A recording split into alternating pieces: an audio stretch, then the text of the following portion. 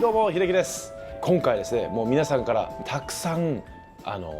パイロットについての質問をいただきます。でこの間ですねインスタグラムで質問を募集しました。今回はそれに答えていきたいと思います。めちゃくちゃたくさんの質問いただいているのでこの動画めっちゃ長くなると思います。気になる方だけ最後まで見ていただけたら嬉しいです。で知っている範囲内でもちろん答えようと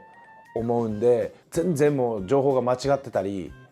最新のものではないです。違ってたり最新の情報を知っている方はコメント欄の方に書いていただけるとすごく助かります。そうすればこの動画を通してこれからパイロットになろうとしている人たちに最新の情報が届くかなと思います。では行ってみましょう。では1つ目の質問ですね。一番取得が大変だったライセンスはどれですかという質問をいただいております。これは個人的には、教官のライセンスかなと。イニシャルの教官のライセンス、要するに一番初めに取得する教官のライセンスでございます。なんでかって言ったら今まではずっと受け身だったんですよ。もちろん自分でこれ何って聞かれたら説明せなあかんところはあるんですけども、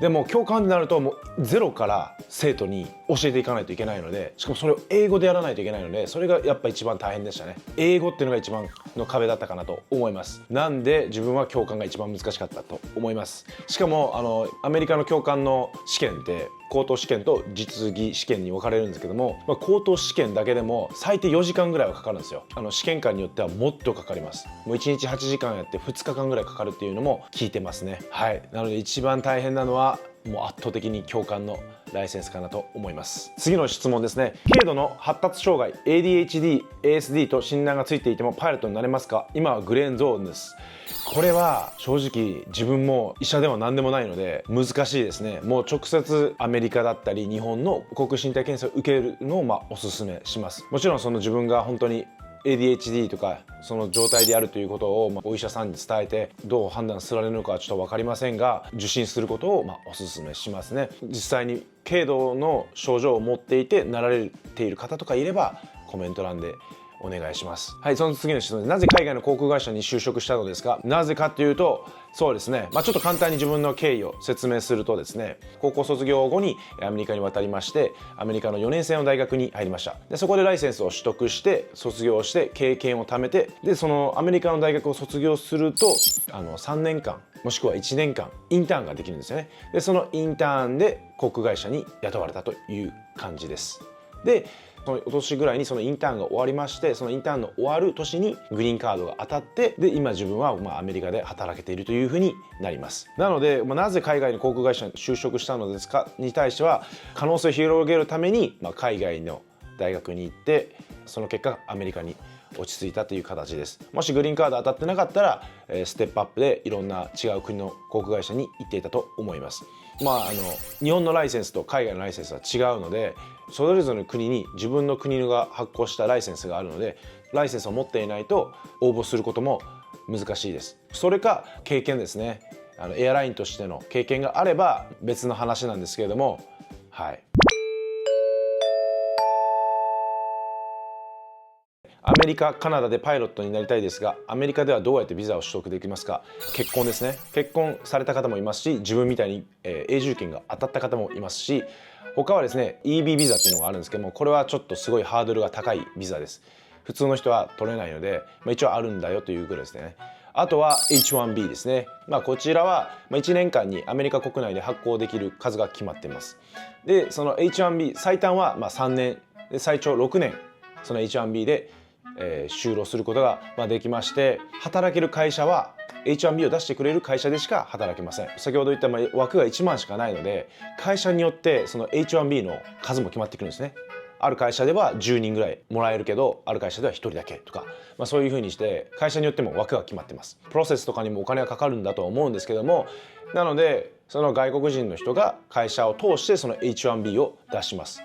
でその H1B を出してくれる会社もあれば出さない会社もたくさんあります。全員が出せるわけではなくて、また会社が選ぶ人しか出せないですね。会社を通して H1B を出したとしてもそれも抽選なんですね。先ほど言った枠が決まっているので抽選になります。それが当たればラッキーという感じですね。H1B をもらえた人によると、それで3年働いて延長して6年働いて、でその6年後に会社から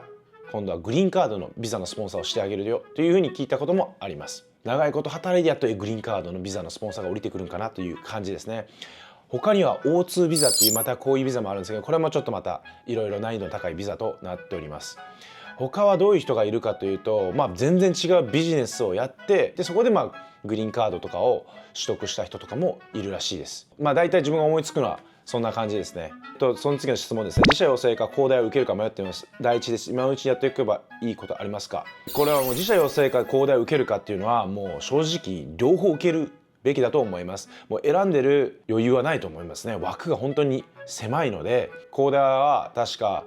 大学2年在住して必要な単位数があれば確か応募できるので、応募するのがいいんじゃないかなと思います。で確か年齢制限両方とも多分あると思うので、その年齢制限まで毎年受け続けるっていうのがいいのかなと。で今のうちやっていけばいいことありますかっていうのは、もう第一だったらもう今から多分みんな準備していると思います。その自社養成だったらそのね、企業分析からその面接の対策だったり、でもちろん公大も面接の対策、航空身体検査の対策、あとは筆記とかの座学の知識面ですねの対策をしていくべきだと思いますね。その次の方、これを答えたんですが、自衛隊から民間のパイロットになる方はいらっしゃいますか？いらっしゃいます。日本にあるフライトスクールで自衛隊から民間に移った人がいますね。結構いろいろと縛りがあるみたいです。その人に言われたのがですね、やっぱり国の税金を使ってやっているので、すぐに民間に行けたりしないみたいですね。いろいろと数年とかの縛りがあるっていうふうに聞いてました。なので不可能ではないのかなと思います。その次の質問、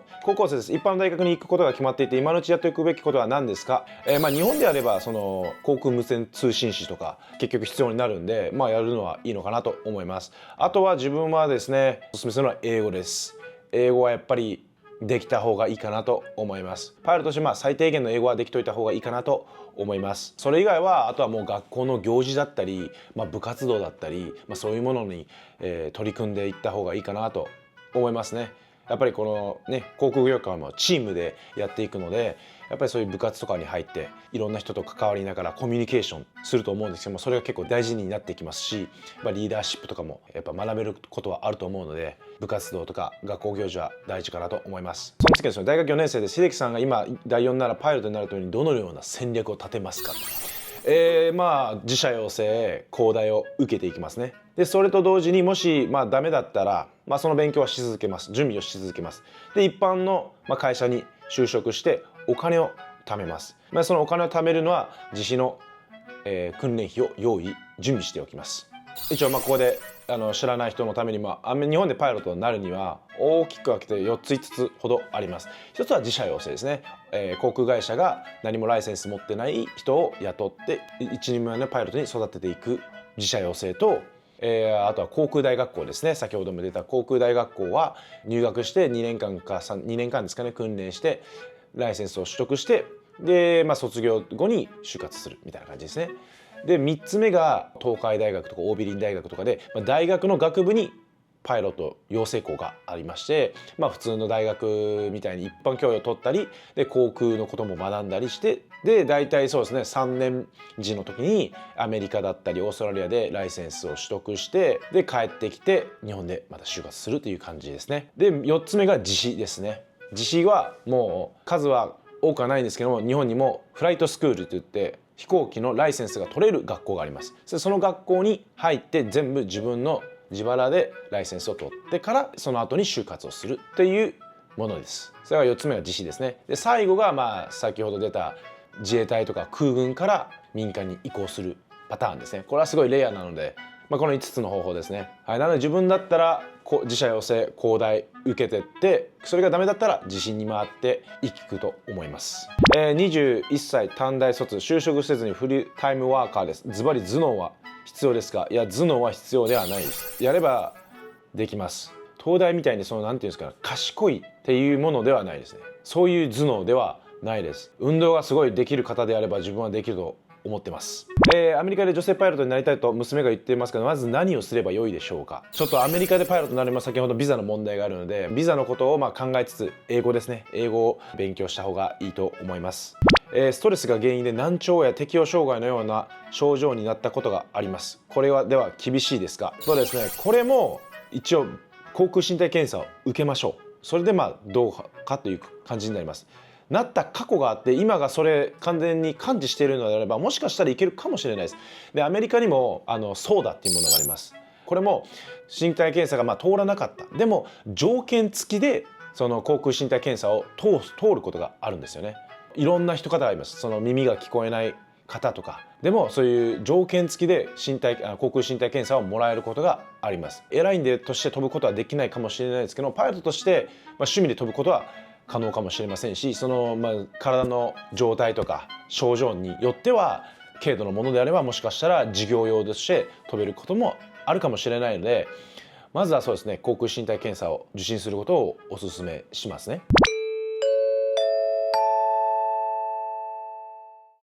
次数学と物理の得意である必要がありそうですが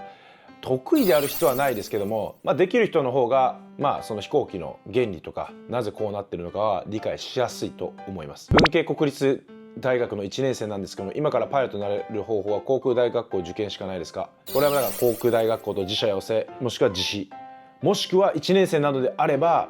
大学に付属している航空科がある大学に編入するかですね。それも一つのありかなと思います。50歳近くの夫が突然米国でパイロットになりたいってそんな人いますか。何歳まで働けますか。はい、そういう方はアメリカにはたくさんいらっしゃいます。全然違う職業から転職してパイロットになる方もいらっしゃいます。自分が飛んでるキャプテンもエンジニアとして飛んでて途中で変えた方もいますし大学生の時もですねクラスの中に40代50代の方もいらっしゃいました。はい、でアメリカはですね65歳まで働くことができます。でアメリカのその面接とか就活年齢で不合格とかはあんまりしてるイメージはないです。どっちかというとその人本人を見てますね。どのような性格がパイロットに向いていると思いますか。そうですね真面目な方は向いてるんじゃないですかね。あとはいろいろルールとかちゃんと守ろうとする人はいいんじゃないかなと思います。はい、永住権が取りやすい国はありますかということなんですけども永住権が取りやすい国は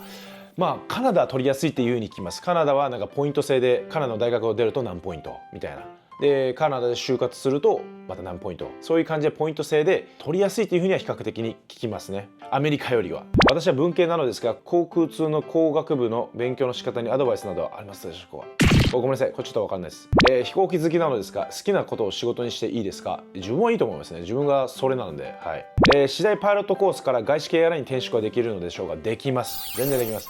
海外の航空会社例えば台湾とか、中国とか、香港とかそういう航空会社も外国人のパイロットを募集しています。でいろいろ条件が会社によって違いますね。例えばトータル時間です2000時間ジェット時間で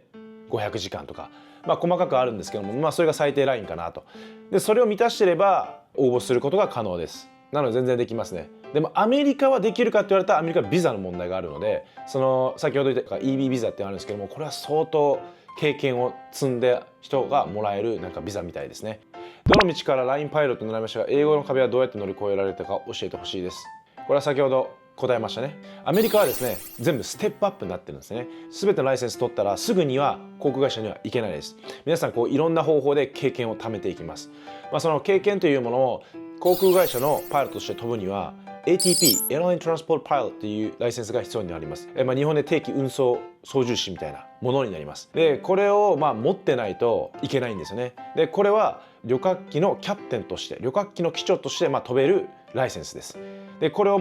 機長の方も副操縦士の方も必要なんですね。アメリカの場合日本は機長だけでいいと思うんですけどアメリカは両方必要なんです。でそのライセンスを取るには1500時間いるのでライセンス取った方はですね教官のライセンスを取って、生徒に教えながらフライト時間を貯めたりもしくは、遊覧船のパイロットをしたりスカイダイビングのパイロットをしたりあとはちっちゃいプロペラ機で貨物機を飛ばしたりドクターパイロットじゃないですけどもそういう関係のパイロットをしたりとかして、1500時間に到達したら航空会社に応募します。でその1500時間っていうルールができたためになかなか航空会社に行けなくなったんですよね。そのためアメリカの連邦航空局はですね今度 Restricted ATP というものを作ったんですよ。Restricted 要するに制限付きの ATP 制限付きの定期運送操縦士みたいなものを作ったんですよ。でそれはどういうものか要するに制限がついてるんです。なんでそのライセンスは ATP よりは取りやすくなったんですよ。本来1500時間必要なのが1000時間でいいですよとか1250時間でいいですよとか750時間でいいですよっていう風に1500時間以下で取れるライセンスになります。そのライセンスはその FAA にアプローブされた学校に通って授業の単位数によって変わってきます。 FAA が認めた60単位のクラスを取れば1500時間じゃなくて1000時間でいいですよと、 FAA の認められた30単位のクラスを取れば1250時間でいいですよという風にして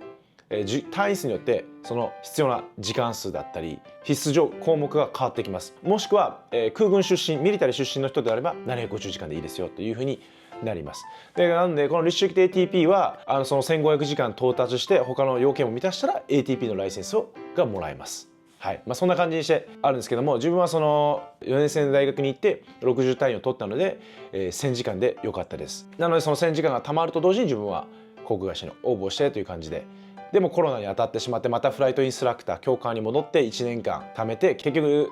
航空会社に戻る時には2000時間をもう超えていたので、そのメリットをあんまり感じることがなかったんですけども、そんな感じにして自分は航空会社に入社しました。本気でパイロットになりたいです。お金がないのに奨学金など借りてもなれますか？自分がエアラインに行く前はフライトスクール教官として働いてました。その時教えてた生徒たちはですね、みんな大体9割の方は1回社会人経験をして、でお金をその間に貯めてですね、十分貯まったところで仕事を辞めて訓練にしに来てましたね。大体年齢層若くて24とか、19歳20歳の方もいましたけども、大体平均して2678とかでしたね。はい、それぐらいの年齢層で、上は33とか34とかまだで、その人たちも親からお金を借りたり奨学金を借りている方もいました。慣れるかどうかはもうその人本人次第です。あと航空業界の情勢によっても変わってきます。慣れてない方もいますし、なった方もいますしっていう感じで、その割合は本当にバラバラです。その木によって全員慣れた人もいるし、半分しか慣れてない木もありますね。はい、これはちょっと自分のあれですね、セントラルミズーリにはどのように行ったのですかっていう質問なんですけども、これ自分が通ってた大学なんですけども、このセントラルミズーリに行ってから自分はカンザス州立大学に編入したんです。セントラルミズーリに行く前はですね、日本で海外留学斡旋会社みたいなのがありまして、そこに入っていて、そこが提携しているところに行きましたね。はい、それがセントラルミズーリだったっていうだけで、そういう斡旋業者に通す必要はないですね。正直自分の友達の中でもその手続きだけをやってくれるところもありますし、自分みたいにもっとこう塾みたいに通って1年間のところもありますし、自分で全部学校のウェブサイトから出願した人もいます。年齢制限はありますか？これは先ほど言ったんですけど、アメリカはないに等しいかなと、言ったら65歳までって感じですね。航空会社で飛ぶのはです、パイロットにもエアラインパイロットだけじゃなくていろんな種類のパイロットがいるんですよ。はい、ビジネスジェットのパイロットだったり遊覧船のパイロットだったり全員パイロットなんです。で、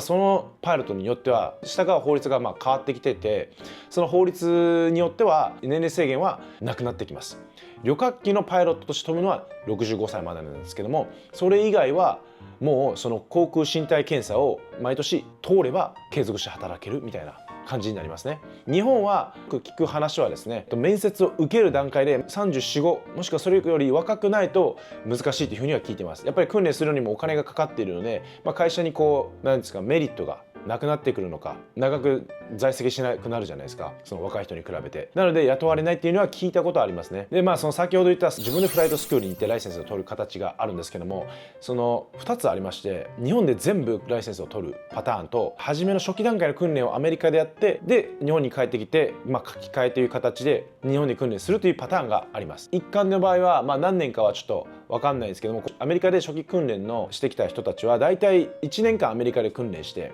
早い人は半年かな、はい、で日本に帰ってきてまた1年間訓練して、で就活みたいな感じだそうです。なので早い人は本当1年半とかで就活までいけますね。多分かかる人は3年ぐらいかかるかもしれないですね。それで就活、はい、なのでその先ほどの34、5とかいうのを踏まえると、32歳の時には訓練を開始している方がいいんじゃないかなと思います。アメリカの大学のパイロット学生です。今の学校が OPT1 年のみです。何まで取るべきですか？このコメントを見る限り、おそらくアメリカでパイロットになろうと思うんですけども、 OPT っていうものはオプションプラクティカルトレーニングって言いまして、アメリカの大学を卒業した後にできるインターンです。先ほど自分が言ったものですね。普通は1年なんですけども、サイエンス、テクノロジー、エンジニアリング、この STEM っていう理系系にパイロットの学部が分類されているのであれば、延長して3年までできるんですよね。でこの人の属している大学の航空学部はその STEM に分類されてないので1年のみらしいです。で、何まで取るべきですかなんですけども、自分はユニバーシティ・オブ・セントラル・ミズーリからカンザス州立大学に移行するときに、プライベートだけを取りました。でなぜかというと、この先ほどの Restricted ATP っていうのがあったじゃないですか。制限付きの定期運送操縦士、これを利用するには FAA 航空局が認めた大学もしくは学校で定期飛行と事業操縦士を取らないといけないんですよ、同じ学校で。なので自分はもしここでセントラルミズーリで定期だけ取ってしまうと、その特権を得られなかったんです。なので自分はプライベートで止めて、でここちなみに1年しかできなかったんですね、 OPT を。なのでカンザス州立大学に編入して、ここで経期と授業を取って、でその Restricted ATP 制限付きの ATP の特権ももらいつつ OPT が3年できたので、こちらに編入しました。何まで取るべきですかの質問に対しては、事業用操縦士までかなと思います。はい、次ですね。自費で26歳からエアラインパイロット、国内問わず目指すとしてはどんな進路を進みますか。26歳だったら航空大学校が間に合うのであれば航空大学校を出します。あとは自社養成がもし既卒でも募集しているのであればそれに出しますね。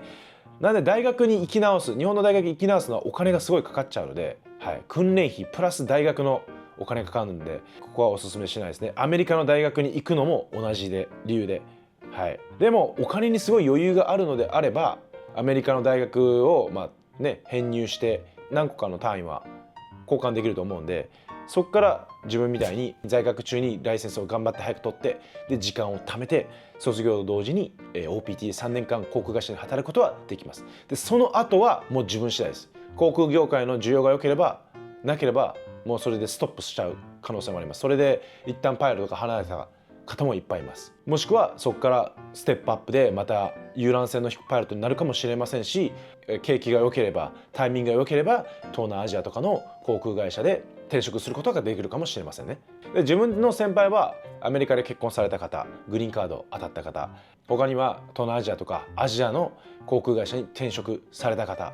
もしくはフィリピンとかでライセンス取ってそこからコネとかでフィリピンの航空会社に飛ばれた方、カンボジアに飛ばれている方、いろんな方がいます。とりあえず突き進むことが大事かなと思います。アメリカでパイロットになるには大学卒業資格は必要ですか。大手は必要だったんですけども、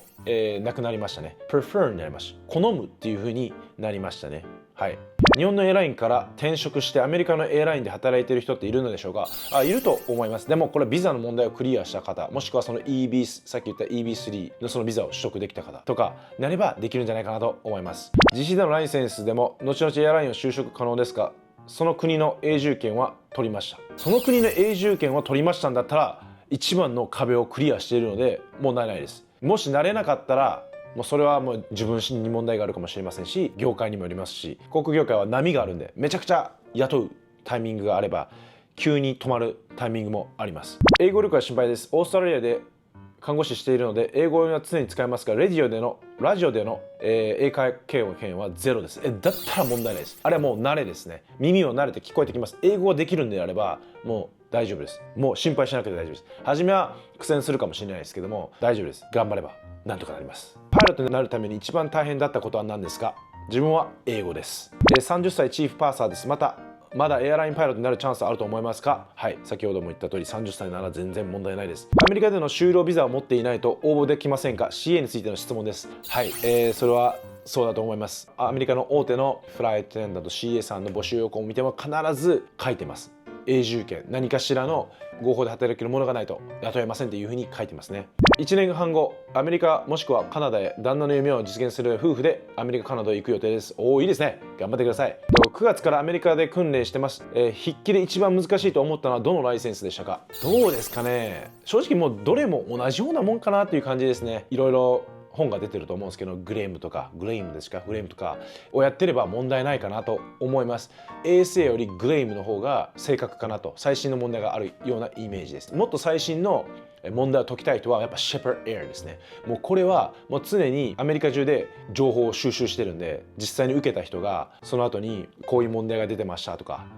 この問題は答えがこれなのに間違ってますとか、そういう情報も全部ゲットできるんです。なのでこれをやってれば確実にそのまんまの問題が出てきます。一番おすすめではありますね。でもちゃんと自分で解ける能力はまずあるべきだと思います。で一番難しいのはやっぱり景気飛行じゃないんかなと思いますね。なぜなら問題数がすごい多いからと、数字を扱うんで勘違いとかミスが起こりやすいかなと思いますね。続いて、どんどんいきますよ。はい、パイロットの資格自体が取れれば卒業校の名前やレベルなどその後就職先などに影響しませんか？アメリカはそんな影響しないです。ほとんど影響しないと言ってもいいんじゃないかなと思います。ちょっと大手は分かんないですけども、リージョナルはほとんど見てないですね。もう大学では決めてないと思います。本当人柄とその人を見てます。名前を見ることは見るかもしれないですけど、それでこう落としたりはしないです。日本はいろんな航空業界の人に聞くのはやっぱ足切りがあるというふうには聞きます。本当かどうか分かんないですけどね。はい、息子がパイロット希望です。アメリカ在住。高校卒業後一番早くパイロットになれる道を教えてください。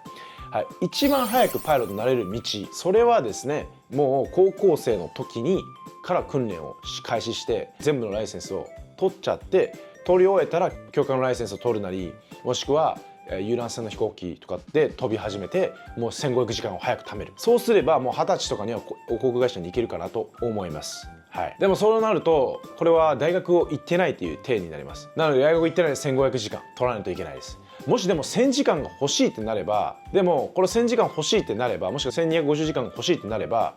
大学を行く必要があるので、なので大学を卒業もしくはコミュニティカレッジを卒業するまではパイロットになれないので、時間はちょっとかかっちゃうのかもしれないですね。はい、大きくで500時間の差があるんで、その500時間は正直1年ぐらいしかかかんないです。その天気に恵まれなかったり、そういうあんまり訓練に向いてない地域で教官とかしたら、もしくは生徒が全然いない学校とかやったら全然時間もたまらないので、そうですね、1500時間のためのに3年4年とかかかってくるかもしれないです。でも逆に言ったら大学に行くと、大学ってもうすごい規模でやってるんで、生徒はもうめちゃくちゃいるので、教官になれば一気に時間が溜まってきます。その訓練生のライセンスを取る速度にもよりますし、教官との相性もありますし、学校の訓練速度だったり、環境だったり、生徒の数だったり、もういろんな要因があるんで、どれが早いかって言われたらはっきりは分かんないですけども、やっぱ自分でライセンスを全部取ってで時間を貯める、それが一番早いです。それが大卒がつかなくなってきます。その中間を狙うわけじゃないですけども、アメリカの大学って自家用操縦士取るんですけども、自家用操縦士、景気飛行、授業用みたいな流れで大体取っていくんですよ。この一番初めの自家用操縦士が一番多いんですね。その趣味で取られる方、もしくは学校のその学部で必須だから取るっていうのでもいたりとか、あとは興味があってやる人もいてたくさんいるんですよね。でもこの景気飛行授業になると本当にパイロットになりたい人しかいなくて、だんだん人数が減ってきます。辞める方もいるんで。なのでこの自家用操縦士が多いと、あと学校のキャパとかにもよるんですけども、ウェイティングリスト待たないといけない場合があります。悪くて1セメスター、最悪の場合2セメスター、そうなってしまうと訓練がどんどん遅れていきますよね。この4年間でライセンスがギリギリで取れちゃうかもしれないし、人によっては卒業後に全部取り終えるっていう人もいます。大学を行く選択をするのであれば、自家用操縦士だけ持ってれば、大学入ってからは景気飛行やりますよね。なので景気飛行から開始していくので、ちょっとスムーズにいくんじゃないかなと思います。でかつ先ほど言った制限付きの ATP を取得するには景気飛行授業用もやらないといけないので、だから授業用だけを先に、高校生の間に取るとかいうのはありますね。そういう方も実際に学校にいました。全部ライセンス持ってる方もいました。大学卒が欲しいとか、航空学もっと学びたいという人もいましたね。そういう人は1年目か2年目ぐらいで、2年目ぐらいからもう教官として働いて時間を貯めていましたね。で大学にもよるんですけども、大学によってはライセンス見せただけで単位もらえるところもありますし、一つのライセンスごとに飛んでちゃんと技量があるかどうかチェックされて、それで単位もらえるところもありますし、大学レベルに持っていくまでちゃんときれいに訓練するところもあります。なので大学にちょっといろいろ相談する必要がありますね。なので早くなる道はそんな感じになります。はい、航空会社に入社したら独自の身体検査をまた受けるんですか、それとも FAA のみでしょうか。日本は多分航空会社が指定している病院で受けると思います。でアメリカはもうどこの FAA のドクターのところの病院で受ければ問題ないです。キャデットプログラムに入っていましたが、またどこがおすすめとかありますか。キャデットプログラムには入ろうとしたんですけども、入ろうしてたんですけど、教官の仕事で忙しくて先延ばしにしちゃってたんですよね。でいざ入ろうとなった時にはもう君フライト時間あるから普通に応募してっていうふうに言われました。でも入ってた方がいいとは思います。例えばそこからこのセニオリティですね、年功序列が始まるんで入った方がおすすめですね。どこがおすすめかはちょっとわからないです。それはもうその人の好みだと思うんで、どこの航空会社に行きたいかね、航空会社によってベース機種会社の雰囲気とか、給料とか待遇とかいろいろ変わるんで、自分の好きなところに行くべきだと思います。早稲田の1年生卒業後にアメリカでパイロットになりたいんですって。でもアメリカでパイロットになるんだったらアメリカの大学を出ることをお勧めします。でアメリカの大学に行けばで頑張れば3年間はアメリカの航空会社で働きます。その後は運とか、タイミングでどうなるかわからないです。航空身体検査の対策として何かできることはありますか？もう航空診断日頃からちゃんとやっぱ運動だと思いますね。運動して、食べ物食生活もやっぱり見直して、ラーメンであればスープ全部飲まないとか、もうそういうのを意識していくべきじゃないかなと思いますね。平衡感覚とかのテストとかやったらもうそうですね、ちょっと練習とかあるかもしれないですけども、それもやっぱ筋トレとか体幹鍛えてできるものなのか、本番一発目でやるよりかは、練習するっていうのもありなのかなとは思いますが、25歳で渡米した場合 FA のライセンス取得し大手に入れるのは大体何歳頃になるでしょうか？これもですね、だから FA のライセンス学校だけ行くんですよね。遅い人はそうですね、かかる人は3年ぐらいかかりますし、教官のライセンスまで1年間で1年取れる方もいます。でそこからどれくらい今度飛ぶかですよね。生徒がどれくらいいるのか、天気がどれくらい味方をしてくれるのかにもよりますけども、大体1年間でそうですね、500時間600時間500時間あればいいですよね。なので最短で1年間の訓練で、そこから大体その時に200時間ぐらいしかないので、2年3年4年ですね。4年でやっと1500時間、そこからリージョナルに入ります。でリージョナルに入ってから早い人は半年とかで大手に行けます。今はでも大体1年とか2年だと思うんで、4年プラス56年で大手に行く方はいるかなと思います。でもっとかかる人ももちろんいます。もう全然10年15年後に入る人もいるし、もうバラバラです。大手が採用ストップしていた時期とかもあります。そうなるともうね、先になりますね。なのでこの人の質問になると6年56年じゃないですか。25歳なら30歳とか31歳じゃないかな。自分は本当にざっくりした計算なので。続いてですけども、 CA パイロットなどの道直接的ではなく裏で支えたいのですが、どのようなお仕事がありますでしょうか？航空業界にはグランドスタッフですね、グランドスタッフもありますし、グランドハンドリングもありますし、清掃員の方もいますし、機内食のもありますし、飛行計画書とかを作ってくれる運航管理者というものなんですけども、そういう仕事もありますし、いろんな職業がありますね。航空業界に入ったら会社のマーケティングの部分もありますし、いろいろあるかなと思います。航空系には興味があるものの何になりたいのかは決まっていません。だったらそうですね、インターンシップとか行くのいいんじゃないですかね。例えば JAL さんとか、今航空業界人手不足なので、いろんな体験みたいなのがあると思うんで、そこに体験に入ってみるのもいいんじゃないかなと思います。でそれで実際いろんな職業やってみて、これが自分になってるなっていうのはあるんじゃないかなと。学力以外に必要な経験などありますか？学生時代にリーダーシップを持っていた活動をしていたとか、そういう力は必要だと思います。なので自分は部活動とか学校行事はお勧めしてますね。リーダーシップも大事ですし、そのフォロワーシップも大事ですし、コミュニケーションも大事ですし、いっぱいあります。自社養成就職に強い大学に入るべきか、航空大学に入るべきか。自分だったら自分の勉強の努力で入れる一番いい大学に入って、どこの大学になるか分かんないですけども、で航空大学校を受験しますね、途中から。なんでかっていったら航空大学校の方が倍率は高いですけども、自社養成よりかは低いので、なる確率はまだ高いかなというふうに思います。それかもうあれじゃないですか、自社養成に強い大学に入って、そこで勉強しながらで航空大学校にも受験して、航空大学校を受かれば自分は航空大学校に行きますし、もし4年生の時に航空大学校を2回ぐらい挑戦したけどもまだダメで、その大学を卒業するタイミングになったら自社養成受けてみたいな、もう自分はもう両方に行きますね。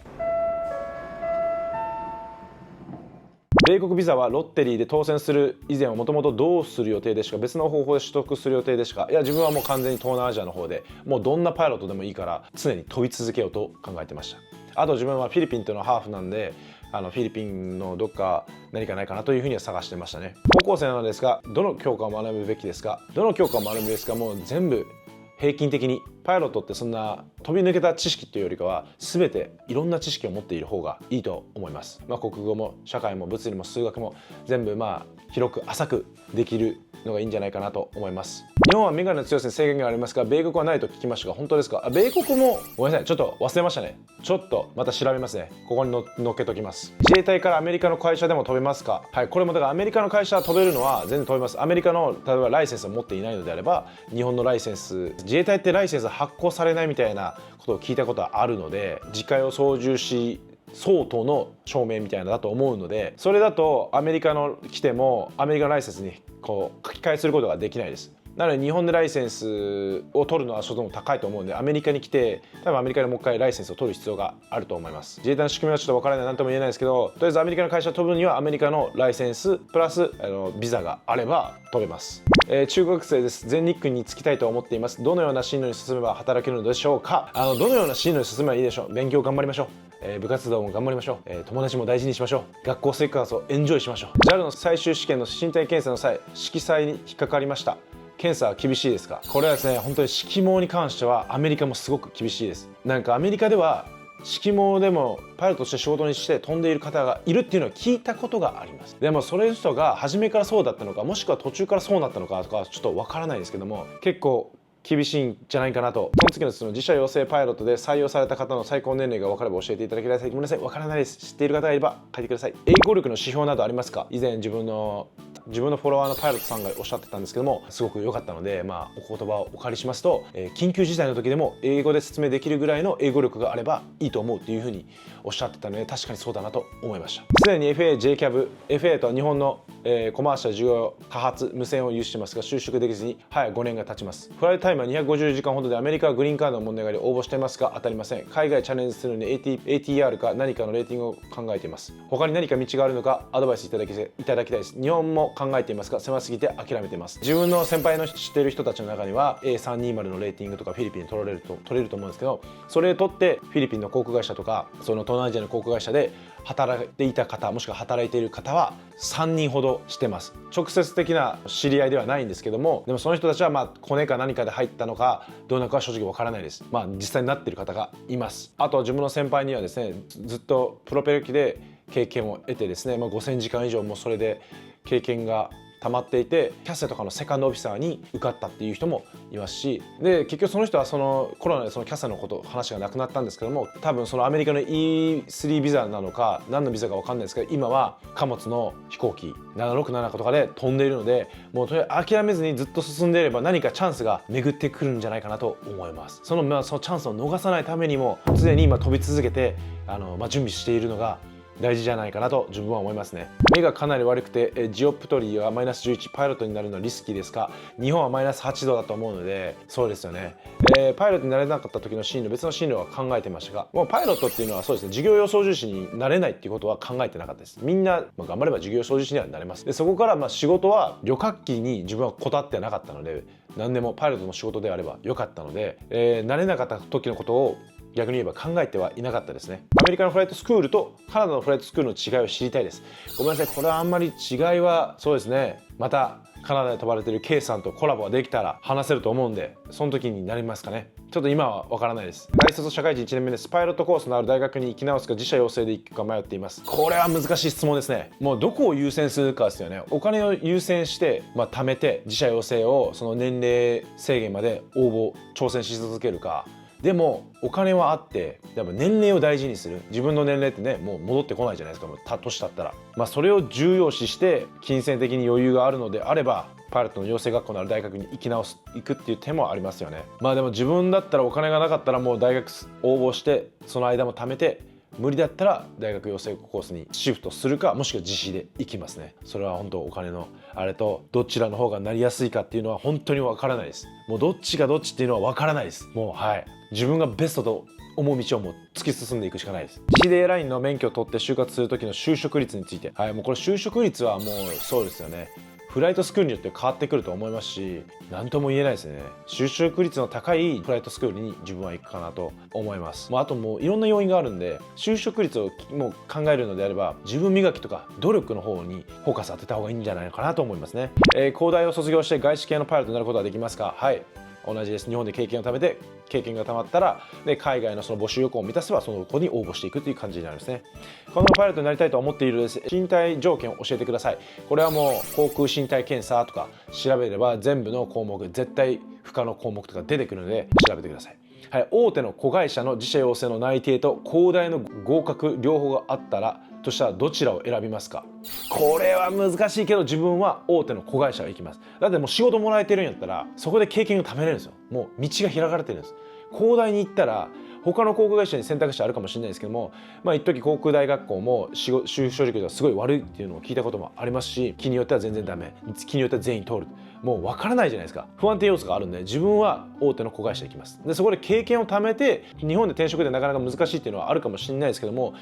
でもなんか自分の友達たちも結構転職してます。日本から海外もいますし、新しい航空会社が出たら航空会社内で移動してます。新しい LCC に行ったりとか。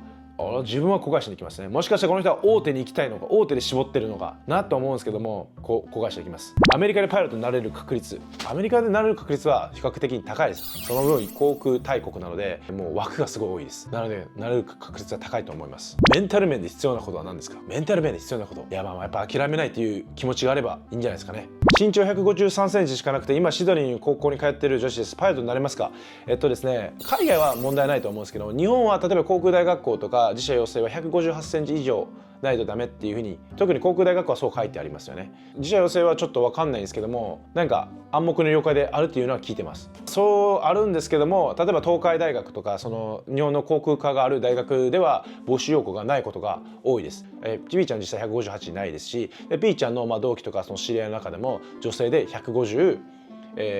センチ未満の方はいました。訓練も無事終えて日本で今飛ばれてます。その身長制限の下のリミットは正直わからないです。アメリカのアビエーションスクールを卒業してからの就職率はどのくらいですか？個人的にはまあ高いんじゃないかなと思いますね。リージョナルには結構入れる確率は高いと思います。大手はやっぱりその中でも絞られるので、ちょっと結構ブワーッと答えてったんですけども、はい、はじめまして。女性の方で子供を産んだ後にパイロットになった人はいますか？また30歳を過ぎたパイロットになる方法はありますか？よろしくお願いします。はい、女性の方で産んだ後に、なった方もいますし、パイロットになってから子供ができて、休職してまた復職してっていう方もいますし、例えば日本もアメリカもそういう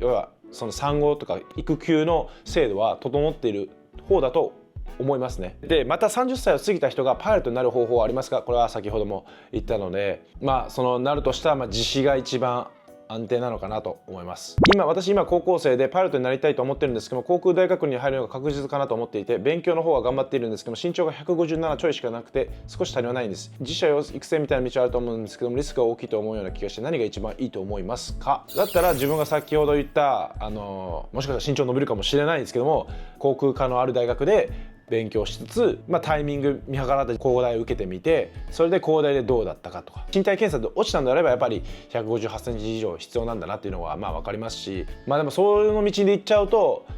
自社養成を受けれなくなっちゃいます。自社養成は